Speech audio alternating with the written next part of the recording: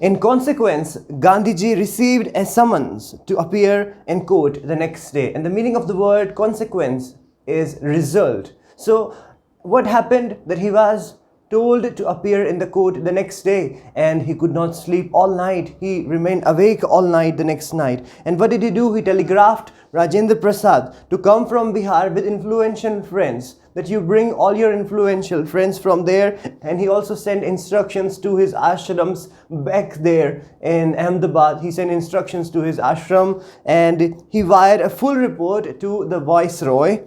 Morning found the town of Motihari black with peasants. They did not know Gandhi's record in South Africa. They had merely heard that a Mahatma who wanted to help them was in trouble with the authorities. So these farmers, they did not know that things were not fine between Gandhiji and the authority of that place now. Okay, so the farmers had no idea about it, that things could actually go wrong. But Gandhiji is a great man, as we all know, and there are many things to admire about him. Their spontaneous demonstration in thousands around the courthouse was the beginning of their liberation from fear of the British. So when Gandhiji went to the court, Gandhiji appeared, as Gandhiji received the notice that he would have to come to the court, he would have to be there. So what happened? Let me give you an example to relate it. When we see some Bollywood stars, some celebrities going to court, and outside the court we see in the news or maybe live, we see thousands and thousands of fans gathering outside the court, hundreds of people gathering outside the court. Same way, hundreds and thousands of farmers, many farmers were gathered outside the court in support of Gandhiji. And it was indeed a great victory. Why? How? Because they were overcoming the fear. You see, to be able to overcome the fear is a great thing.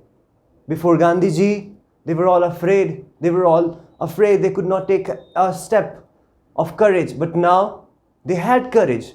But now they were not afraid. They were able to overcome the fear.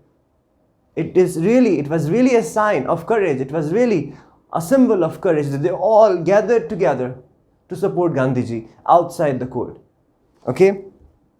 So the officials felt powerless without Gandhi's cooperation. He helped them regulate the crowd. He was polite and friendly. He was giving them concrete proof that their might, hitherto dreaded and unquestioned, could be challenged by Indians. The government was baffled. The prosecutor requested the judge to postpone the trial. Apparently, the authorities wished to consult their superiors. So they needed Gandhiji's help to, handle the crowd, and Gandhiji helped them. Gandhiji was polite and kind. He was always a polite and friendly and kind person. So he helped them, and the authorities then they decided, let's postpone the trial. I don't think this man is really great. We can't see. Look at the supporters standing outside the court. We can't really handle the crowd, and so they decided to postpone the trial. And they thought to consult with their superiors. Gandhi protested against the delay. Gandhiji then protested against the delay, that you can't delay all this. What is this? I have come here and I don't want you to delay this. Gandhiji was a very well educated person. He read a statement pleading guilty. He was involved. He told the court in a conflict of duties, on the one hand not to set a bad example as a lawbreaker, on the other hand to render the humanitarian and national service for which he had come. He disregarded the order to leave, not for want of respect for lawful authority, but in obedience to the higher law of our being, the voice of conscience. So Gandhiji said that I wanted to go against your order, not to get respect from you, not to challenge you, not to tell you that I am something, I am somebody, you need to respect me. No, but there is a voice inside me, deep down inside me, the moral values, the conscious. I was listening to my heart, and my heart told me that what you were doing with the farmers, that was not right. And I wanted to support them. I wanted to stand with them. That's why I refused to come. That's why I was going against your orders. Not because of anything but this. So we should always listen to our inner voice. Maybe there are 100 people against us. Maybe the party which is against us is of a powerful people. But we should listen to the inner voice. If the inner voice is telling us that something wrong is going on and you need to voice out, you need to take a stand, then you must do like Gandhiji did. Okay? So he asked the penalty due. The magistrate announced that he would pronounce sentence after a 2-hour recess and asked Gandhi to furnish bail for those 120 minutes. Gandhi refused. The judge released him without bail. So you can clearly see, you can clearly know what is happening there. When the court reconvened, the judge said he would not deliver the judgment for several days. Meanwhile, he allowed Gandhi to remain at liberty. So the judgment was not given, and for several days, and in the meantime, Gandhiji was, he was given liberty, he was free, he had the freedom to do whatever he wanted to do, because earlier they were asking him to leave, but now he had some time. He had borrowed some time, he had bought some time. So he had time. Rajendra Prasad, Brij Kishore Babu, Maulana Mazharul Haq and several other prominent lawyers had arrived from Bihar. And you remember, Gandhiji told Rajendra Prasad to come with influential friends. So he had brought the influential friends with him, and their names are Brij Kishore Babu, Maulana Mazharul Haq and several other prominent lawyers. They had arrived from Bihar. They conferred with Gandhiji. What would they do if he has sentenced to prison? Gandhi asked. Now, these influential people, they are asking Gandhiji, Gandhiji, what will happen if they send you to prison? What if you are behind the bars? What if you are in the jail? What if they give you this punishment? What do you think Gandhiji would have replied? Why, the senior lawyer replied, they had come to advise and help him. If he went to jail, there would be nobody to advise and they would go home. What about the injustice to the sharecroppers? Gandhi demanded. The lawyers withdrew to consult. Rajendra Prasad has recorded the upshot of their consultations. They thought amongst themselves that Gandhi was totally a stranger, and yet he was prepared to go to prison for the sake of peasants. If they, on the other hand, being not only residents of the adjoining districts but also who claim to have served these farmers, should go home, it would be shameful desertion. So they all thought that this person, Gandhiji, who does not live here, but he is still ready to go to prison, he is still ready to go to jail for these farmers, for all these farmers, to get justice for all these farmers. You see, Gandhiji was a great man, a very admirable man. He made up his mind that he was not going to quit until he get justice for the farmers there, even if he finds himself behind the bars. No matter what, he was going to get justice for the farmers. That's what he had in mind. So he was ready to go to jail, he was ready to go to prison for them. Now Rajendra Prasad and all these people and all the lawyers there, they're thinking, if this person goes to prison, if this person is ready to go to prison for the farmers, then it would be a shameful act on our part not to go to prison or to be afraid or to step back. If he is ready to go, we should also be ready to go. We are the lawyers, we are the residents of this place. We have been claiming that we support the farmers. So this is what encouraged, this is what motivated all the lawyers, all these influential people there. That Gandhiji, who has come all the way from Ahmedabad, he does not live in Champaran, he had nothing to do with Champaran, and yet he is ready to go to prison just for the sake of these farmers, just for the sake of getting justice for these farmers. What a great man he is. If he goes to jail, we are going with him. So several days later, they accordingly went back to Gandhi and told him they were ready to follow him into jail.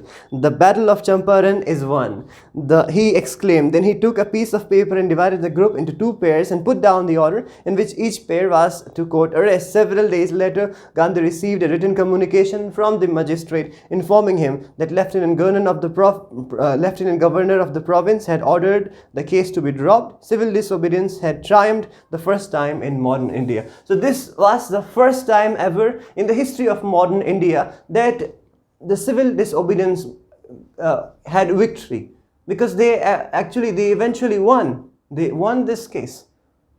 It is because of the consistency of Gandhiji. It is because of his never say die, never give up attitude. So Gandhi and the lawyers now decided to conduct A far-flung inquiry into the grievances of the farmers, deposition by about 10,000 farmers were written down, and notes made on other evidences. Documents were collected. The whole area throbbed with the activity of the investigators and the vehement protest of the landlords. So now Gandhiji and all the lawyers, they decided to collect all the documents and get all the information about every kind of injustice that happened with the farmer. And you could see, you need to imagine that investigators are everywhere and they are getting the documents and files from the farmers. In June, Gandhi was summoned to Sir Edward Gate, the Lieutenant Governor. Before he went, he met leading associates and again laid details plan for civil disobedience if he should not return. So and Gandhiji, before he went to Edward, he made a plan that just in case मैं वापस ना आऊँ तो फिर आपको ये civil disobedience करना है. So he was a great planner, a great strategist. Gandhi had 4 protracted interviews with the Lieutenant Governor, who as a result appointed an official commission of inquiry into the Indigo sharecropper situation. The commission consisted of landlords, government officials, and Gandhi as the sole representatives of the peasants. So what was the outcome? What was the consequence? What was the result of the meeting? What was the result of his meeting? That they decided that an official commission would look into this matter of the farmers, and it would include the landlords and government officials and Gandhiji, who would be the representatives of the farmer, who would represent all the farmers there. Gandhi remained in Champaran for an initial uninterrupted period of 7 months. So see the selflessness of Gandhiji. Why would he do that? What was, Gandhiji did not have any benefit. What was he to get from it? What was his benefit? Nothing. The selflessness of Gandhiji. He remained there for 7 long months, for this uninterrupted period of 7 long months. Uninterrupted meaning that continuously he was there for 7 months. It was not like this that in 3rd month he went some other place, or in the 5th month he had gone to some other place. No, he was there for 7 months. And he was again for several shorter visits. The visits undertaken casually on the entreaty of an unlettered farmer in the expectation that it would last a few days occupied almost a year of Gandhi's life. So this whole Champaran incident, this whole act took Gandhiji's 1 year. He invested 1 year of his life. Can any man, do you know any man, do you know any person in 2022 who would do anything for others like this, who would do anything for the justice of farmers, for the justice of needy people like this? I don't think there is any name coming to your mind. So this is why Gandhiji is one of the greatest of all time. So the official inquiry assembled a crushing mountain of evidence against the big planters, and when they saw this, they agreed in principle to make refunds to the farmers. But how much must we pay? They asked Gandhi. So this is the moment of victory, that they finally decided कि वो वापस कर देंगे, refund कर देंगे farmers को.